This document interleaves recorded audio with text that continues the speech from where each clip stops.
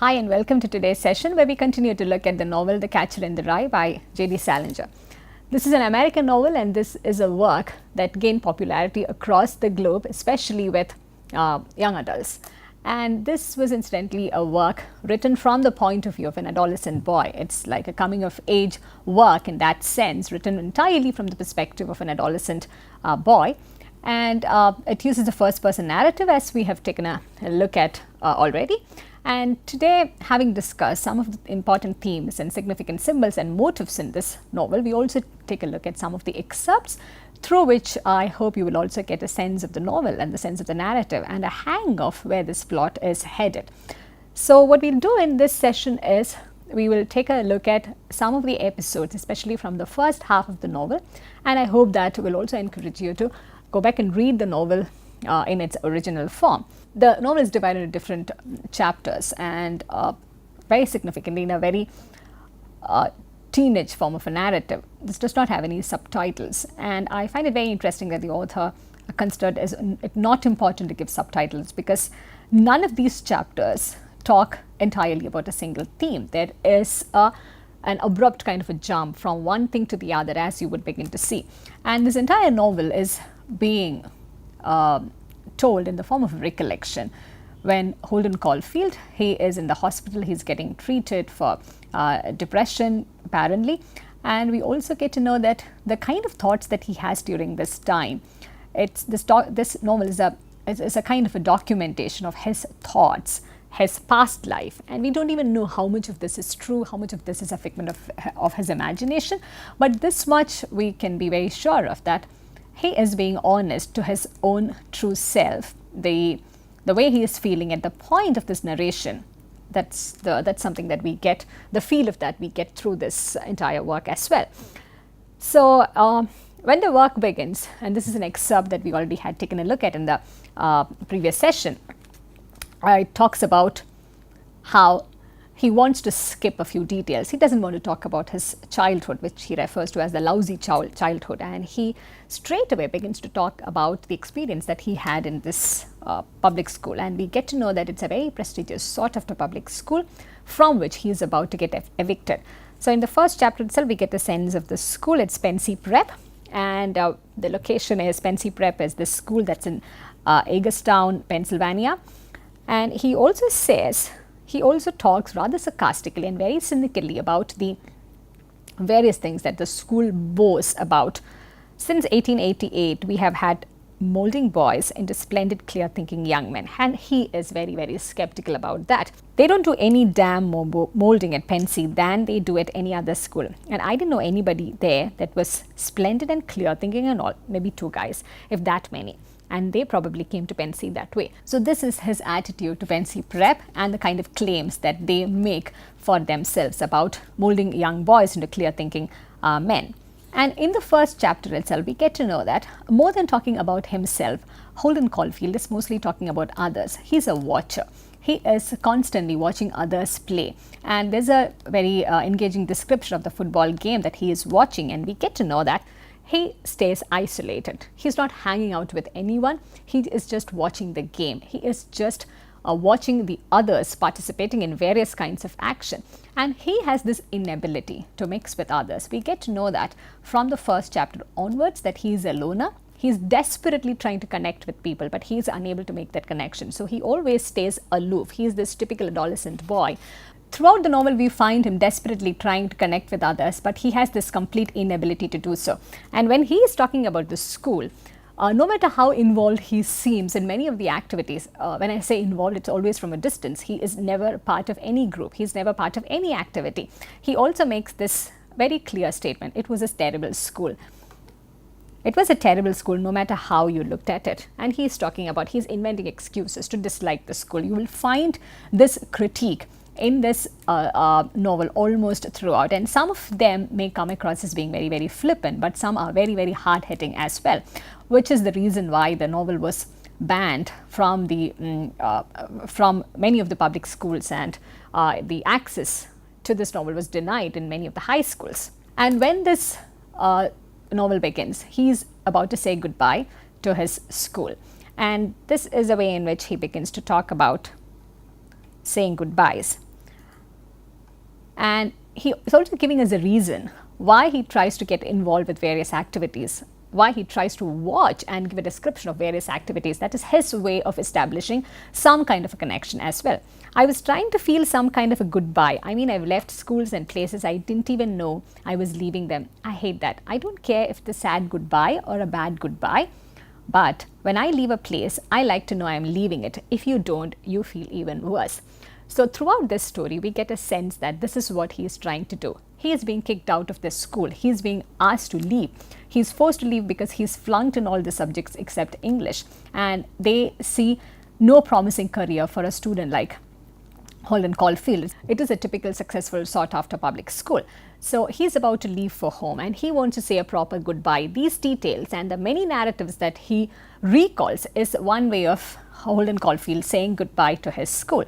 And what happens in the story is he is supposed to leave Pensy Prep on a particular day, and he in fact leaves much earlier than that. He literally runs away from the school and he spends time in the city loitering around. And the story is partly about his recollections from what happened in the school and partly about the experiences that he gathered on the street, the hard-hitting reality of the adult world, the phoniness of the adult world that he had always been resisting, that he had always been hating. We find him encountering just that out on the streets, and he's all the more convinced that the adult world is very, very phony. But he is made to encounter a more hard-hitting reality, that the world which awaits outside, the world that he's resisting so much, the world that he wants to keep all the children away from. There's no way in which you can avoid them. There's an inevitability of maturing, there is an inevitability of growing up, which is what this novel is ultimately all about. When this story is progressing, we also get to know that he's been diagnosed with TB and he is hospitalized. So maybe he is going through multiple things at the same time. He's depressed on account of the experiences that he went through. He's also undergoing a serious physical illness. He's contracted TB and he's being institutionalized for that. So this story, when he's recalling this in this form, he's in a hospital bed, and we get a sense of that on and off, and especially more towards the end of this work. There's a certain paradox that we begin to see when he is saying goodbye to this school. It's not as if it's the first time that he is saying goodbye to any particular school. He himself says at one point that this is a fourth school that he is about to say goodbye to. So we clearly get to know that he's a misfit. Holden Caulfield is a misfit in this system of education, and he, no matter how hard he tries, there is an inability for him to perform well in any of the subjects. This does not mean that he is essentially a dumb person. He decides to perform well in English, and we know that he does exactly that. And there's an active and deliberate effort that he makes not to perform in any of the others. And it works in the same way with all his relationships as well.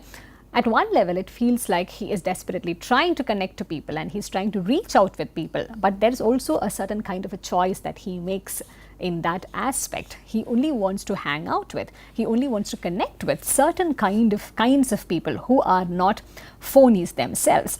And in this pursuit, he gets to zero in on only one person, which is his baby sister, his little sister, Phoebe, and the rest of the world and all the others which are part of this world that he is inhabiting, they all come across as fake and hypocritical and insincere in one form or the other.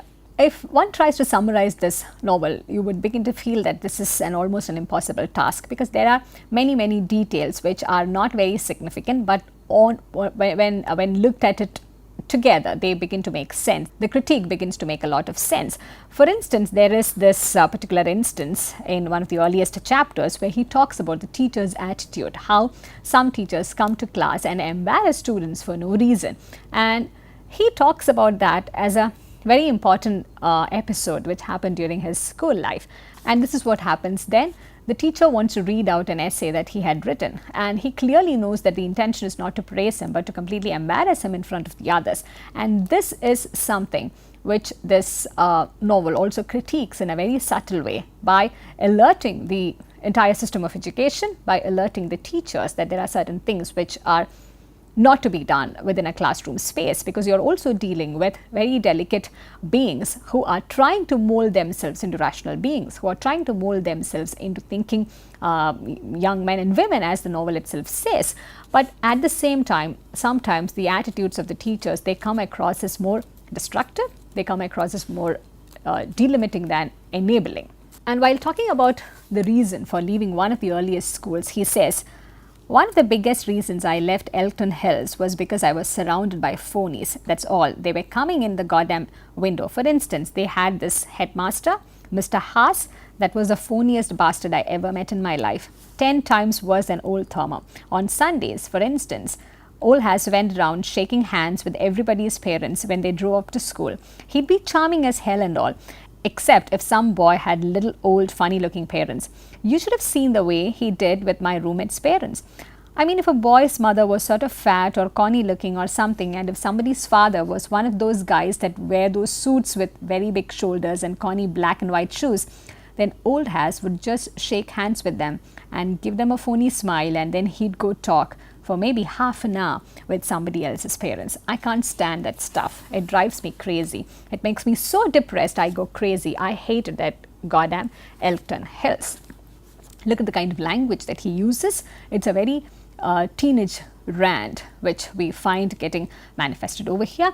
But look at the details that he gives us. Look at the kind of stuff that is making him feel depressed. And this is the adult world that Holden Caulfield would rather not inhabit, would rather stay away from with all his might. And this is what he wants to do, as the title implies to. He wants to be the catcher in the rye. He wants to be that boy who would prevent other little girls and boys from crossing over into adulthood, because that's a phony world. That's a world which is very, very fake. It has got no sincerity in it. And his dissatisfaction with the world around him can also be summed up over here. It is the dissatisfaction with the phonies. That's one of the most used word in this entire work. His dissatisfaction with the fake world that he sees around him. And that makes him feel very, very upset. There is something very, very honest about this boy, as we would begin to see. Something very appealing about the kind of ethics, even an ideal state of affairs that he believes in. Chapter 3 begins with this statement: "I am the most terrific liar you ever saw in your life." So this is very interesting. We begin to wonder how reliable the narrator is, whether he is telling us the truth after all. And given the condition that he is in right now, he is in a hospital, he is institutionalized, he is certainly depressed, he is being treated for TB, he must be under a lot of medication, there could be a lot of hallucination as well. So we have no idea whether he's really telling us the truth or not. The reliability of this narrative will always remain under question. But what comes through is the honesty through which the narratives are placed. What comes through is the critique and the cynicism, which completely resonates with the teenage rhetoric, completely resonates with the way in which teenagers feel at various points of time, especially if they are not doing really well in school, if they are not really doing well in the adult world. And again in chapter 3, after having said that he's a terrific liar, he also tells us about some of his reading habits, some of his interests, and we get to know that there's a certain kind of intelligence which the others completely fail to understand. He comes across as a boy who's very well read, who can articulate well, and at a later point we even get to know that there are a lot of seniors who bully Holden Caulfield into writing their essays, and they score really well.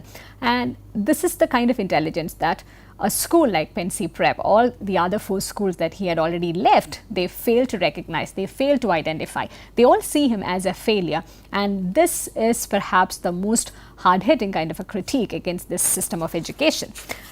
And this incidentally, which will hold water in any of the systems and any of the institutions that we see around. It's in chapter 4 that he also talks about the phoniness of the other young teenage boys around him. He finds that there's one boy that he repeatedly talks about, particularly in chapter 4, because he's also going out with a girl that he is interested in, Strad.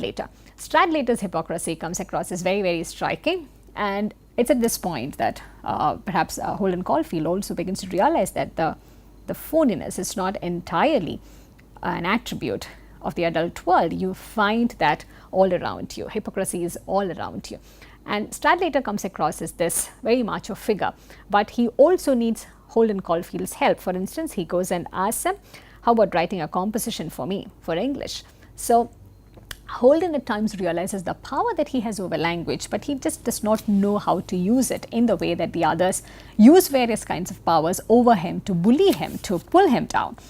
And in chapter 4, we also get a sense of how good his sense of language is. Look at this excerpt. So Strad later comes to talk to him about why he'd been scoring low in his English papers, and he says, so I mean, don't stick all the commas and stuff in the right place. This is Strad later complaining to him about how lousy he is at writing.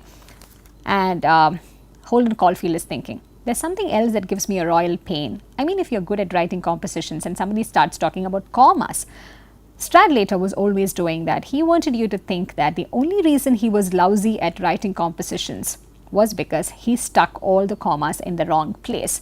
Here we find him talking like a very intelligent kid. He knows what it takes to get good writing done, and we find that this is one of the things that he's least appreciated for. And he is very clear in his thinking. He's very clear in assessing and evaluating people. We get to know that throughout the novel. But this is also something that the rest of the world, the adult world mostly, that he is always engaging with, they completely fail to realize that. So when he talks about his favorite works, there is this wish that comes to his mind, which is again totally out of the world.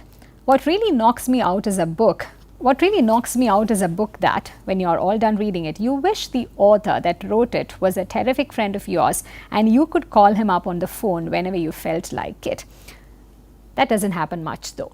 So these are the kind of things that he wishes for. And it is very non-adolescent like, it's very non-teenager like. When the other boys are chasing up girls, when they are always talking about wine and whiskey and women, we find that this boy, though he misses those things, though he misses on hanging out with the other boys who are doing such seemingly interesting stuff, he is into more serious business. And this is a quality which the world which he inhabits completely fails to understand. And I want to draw your attention again to the title, The Catcher in the Rye. What he wants to do is something very, very noble. But he is being kicked out of this fancy school, this prestigious school, because he has not really got the right amount of fine thinking. But throughout this work, when the way we look at it, when we are seeing the other characters from the point of view of Holden Caulfield, we find that he is the one who has got the most refined form of thinking. He is the one who has got the clearest form of thinking out of all the others. There are of course a lot of insignificant details that you would find. There are of course a lot of teenage stuff that he does. But irrespective of that, there is a certain clarity. There is a kind of purpose-driven thought that we find Holden Caulfield being dominated with. So there's a girl that he is interested in, Jane, who was also his childhood friend. But we find from this point, with every single relationship that he had, there's a certain kind of a desire in action pattern. We find that he really never gets to go out or hang out with a girl. He never gets to have a real relation when it looks as if the other boys are having a lot of fun. And this is something that he always keeps regretting. He always keeps talking about as a significant lack. But we also find a certain kind of a pattern in this in terms of this desire and inaction. And it could be also because he is very different from the others. And this certainly is not seen as a quality in the as far as he is concerned. He sees that more as a lack. He sees that more as a kind of lowliness from his part. But on the other hand, looking at the novel as an outsider, when we look at all these characters, we find that at certain level, Holden Caulfield also thinks that he is too good for the others. He thinks that he is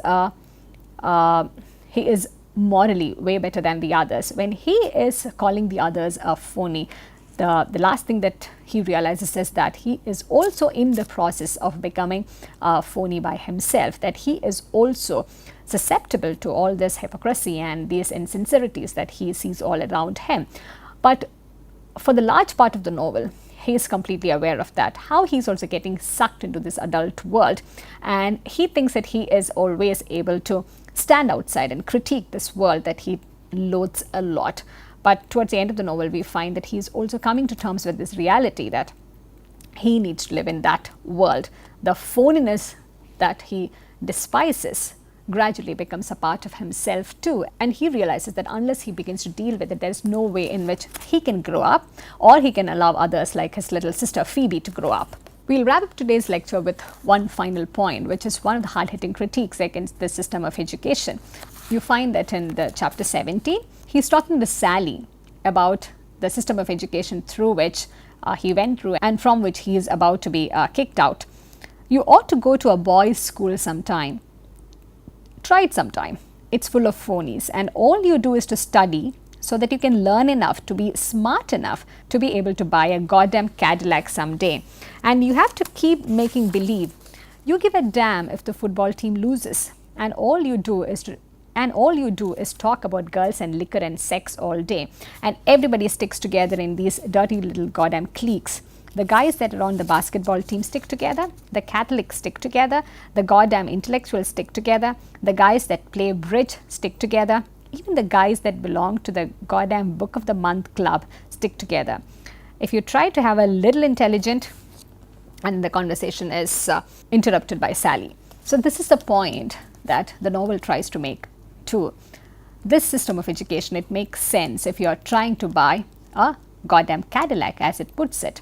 So this novel is about boys like Holden Caulfield who are not interested in buying this goddamn Cadillac. And the question that perhaps Holden Caulfield is trying to ask the reader, trying to ask the world outside, is what to do with those boys who are not interested in buying this Cadillac. What do they get out of this system?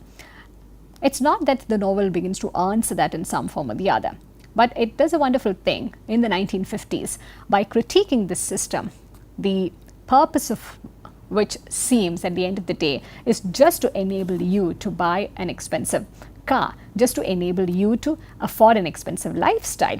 So beyond that, like they put it in the beginning of the novel in a very cynical way, pointing out that the objective of the school is to mold boys into splendid, clear-thinking young men. We find that though Holden Caulfield is forced to leave Penn State Prep even before his term came to an end, even before he graduated, we find that he emerges gradually into a fine, clear-thinking person. We may not always agree with the kind of things that he did, the kind of things that he believed in, the kind of the many suspicions that he has about the world, but he learns to think with a lot of clarity in this process. He is able to make sense in amidst a lot of mess as well. So in the next session, we shall come back to take one final look at this work and to see how this also impacted the ways in which literature began to be read, the ways in which literature began to have a dialogue with these kinds of various institutions which are situated outside the literary framework. On that note, I wrap up today's session, and I also encourage you to read the novel or at least begin to read sections of it. I thank you for listening, and I look forward to seeing you in the next session.